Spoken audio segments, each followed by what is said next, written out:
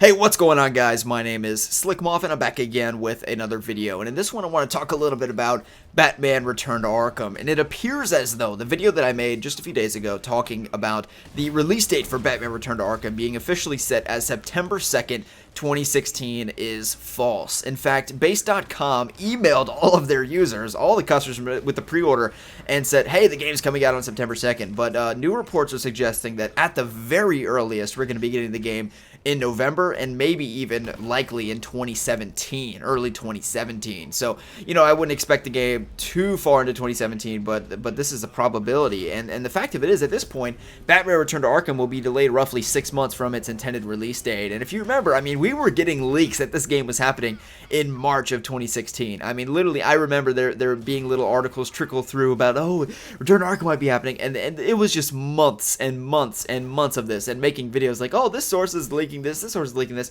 and then they announce it, and then they say July 28th, and that was actually a delay from what we initially thought it was going to be, which was early July, and then it's getting pushed back more months, and then we thought September, and now it's looking like 2017 might be the earliest that we get the game. This is ridiculous at this point, to be honest with you. And this has been the suit of recent games, and I guess Batman, but also maybe WB as a whole. I don't know. It's not a WB wide problem. Other WB games are coming out on time, but Batman Arkham Knight delayed 9 months. Batman Return to Arkham delayed 6 months most likely. And then you have basically WB Montreal, WB Games Montreal. They haven't made a game since 2013, and they've been working on this new game presumably for 3 years.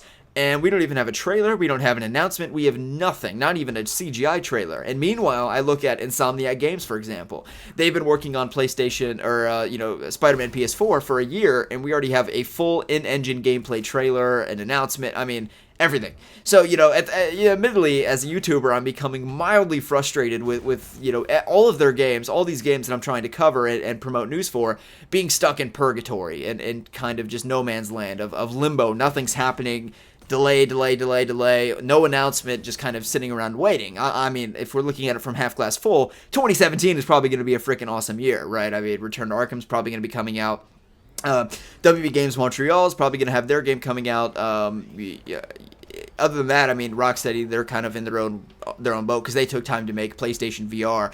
But, Telltale's Batman is going to be finishing this year, and I'm really, really excited for that. We're going to start getting information on that in the next week, a trailer coming out this week. But anyway, that's besides the point. So, Batman Return to Arkham. So, the major citing of Batman Return to Arkham being delayed is frame rate issues. That is what sites are reporting. These are the same sites that are saying that the game's going to come out at the very earliest in November. So, these frame rate issues are apparently kind of causing the delay. And in game development, the way that I understand it at a very surface level, think about it like, a bar, okay? And you have a lever, and on the very far left side, you have graphics. On the very far right side, you have frame rate, and then you have a lever in the middle, and you have to find the balance between that, and you're essentially trying to use all of the processing power. And the fact of it is, if you are going to have an amazing, silky smooth 60 frames per second, you're going to have to sacrifice the graphics. This is why Battlefield looks better than Call of Duty, but Battlefield runs at 30 frames per second, whereas Call of Duty doesn't look quite as great. It looks good, it doesn't look terrible, but it's not, amazing, won't blow your mind. But it's running a silky smooth 60 frames per second, whereas Battlefield is running at 30. So think about the kind of same situation here with Return to Arkham, and essentially what you have is that they're trying to improve the graphics. They're trying to up the ante of the graphics. You're on Unreal Engine 4, which of course is eating up more processing power, and you've got the graphics maxed out probably at whatever they're trying to do here, and then the frame rate is going to suffer because you're focusing so much of the processing power at rendering these graphics in the new Unreal Engine 4 and this next generation open world kind of thing in Arkham City, for example. So you're running into a problem here. You're going to have to shift something back, and they don't want to shift the graphics back. So what I believe is happening is that this game is being, not so coincidentally, delayed till the release of the PlayStation Neo, which is coming out in later 2016. Some are reporting as early as September 15th, 2016, when they announced it at some Tokyo event kind of thing. I was reading online. But either way, we know PS Neo is coming out in 2016. And in fact, 2 PlayStation consoles might be coming out this year.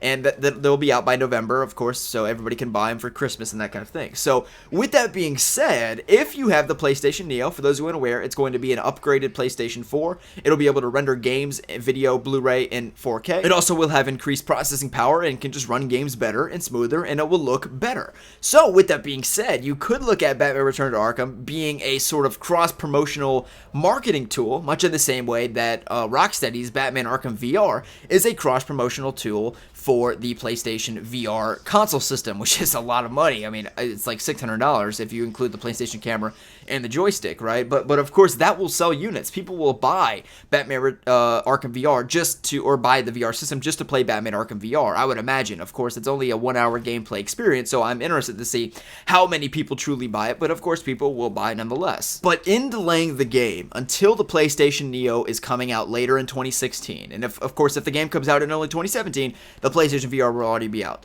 Essentially, what they can do is that they can say that this game was optimized. They can take the time to optimize the game for PlayStation Neo so the game will look better, look prettier, and run better on the PlayStation Neo. And therefore, the game may not look, it definitely will run worse. It will not be as good. It will not be as pretty on the core PlayStation console, but it will on the PlayStation Neo. And it's not necessarily, I'm kind of wording it as it's like some conspiracy to make the PlayStation 4 look shitty and force everybody to buy the PlayStation Neo. It's not as much that as it is that they don't have to do as much work. They, essentially what I mentioned is that they have these improved graphics. They're having frame rate issues, but the processing power, the increased processing power of the PlayStation Neo will remedy that. If they can just release the game alongside the PlayStation Neo, the game will run fine.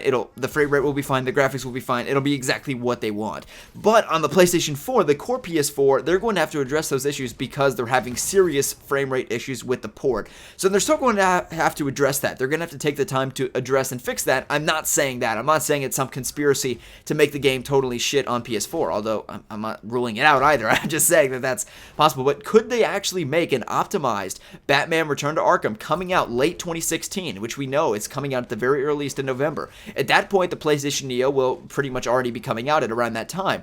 So therefore, it will certainly be a convenient parallel to the release of the PlayStation Neo that you have this Batman Arkham VR, or Return to Arkham, which has been delayed to be optimized for the PlayStation Neo. Just think about it. It makes a lot of sense from both Virtuous, who's having trouble making the port run smoothly on PlayStation 4, and it also makes sense from a marketing standpoint for Sony. So let me know your thoughts on this video in the comment section below. Do you think that the delay has anything to do with the PlayStation Neo? To me, it would only make sense because of the fact that this game was literally 1 week away from going gold when it was delayed indefinitely. We have this July 28th release date. I mean, you've got to print the game, you've got to ship the game on disc and everything like that. So it was very, very close. Maybe not a week, like 2, but it was very, very close to going gold. So, I mean, it's not like the game was just so unplayable or terrible. It was probably pretty close to what they're looking at here, and therefore, it is unreasonable to assume that they would need 4 months to remedy or fix a game that was literally only 2 weeks from going gold. And by going gold, I mean, being printed, ready to go, shipped out to all the GameStops across the country and to England and everything else.